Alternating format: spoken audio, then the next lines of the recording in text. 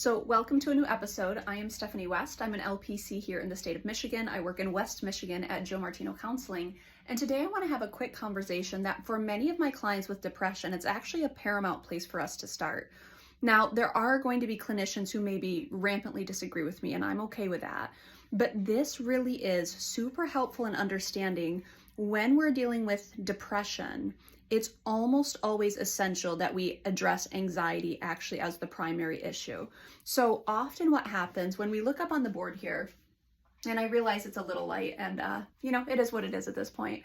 But what I have here is a chart that shows anxiety and then the dip of depression. So anxiety is excess energy and then depression is that dip in energy. Now, it's important to understand that in many people's stories, depression is often precipitated by an anxiety episode or by a season of anxiety.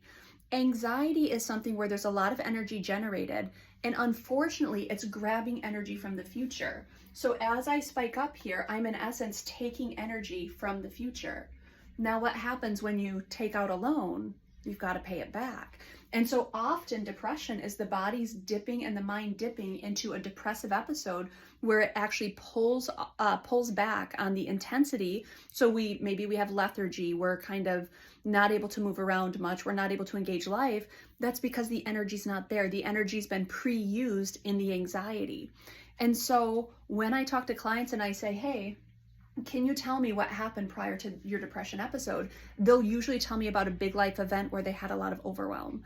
Now, in a future episode, we're going to talk about risks and resources, and when our resources get depleted, how our perception of risk goes up, and that contributes to anxiety. Spoiler alert, I basically just gave the episode away. But that being said, it's important to understand the interplay between anxiety and depression.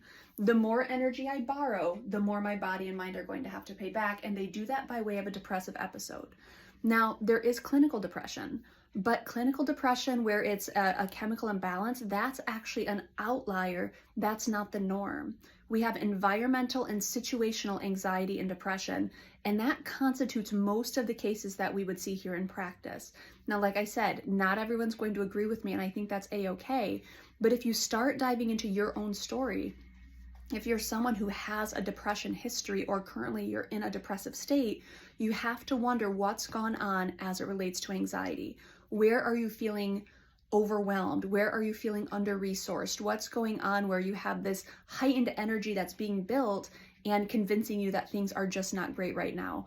Or you're having a big life crisis go on where you're having to expend a lot of energy. The body's only defense against that is to dip so it can restore.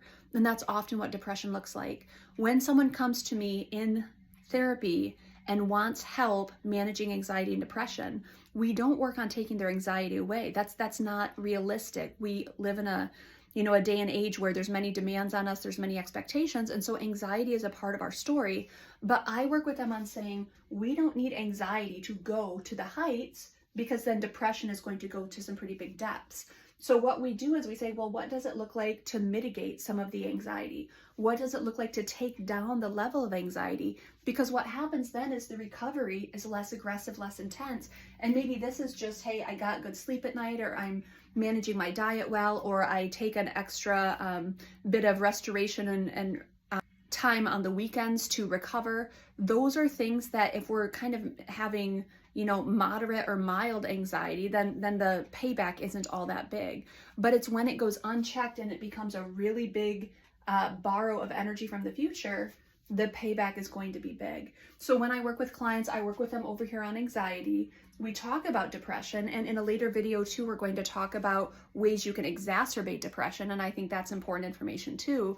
But by and large, if depression is in your story, we want to look at what's going on with anxiety. So hopefully that's helpful. If this is something that brings any value to you, or if you know someone who's struggling, feel free to pass this along. And the question they should be asking is, what's going on with my anxiety? And who can I work with that might help equip me to better manage anxiety? Because organically, then I'm helping manage depression too.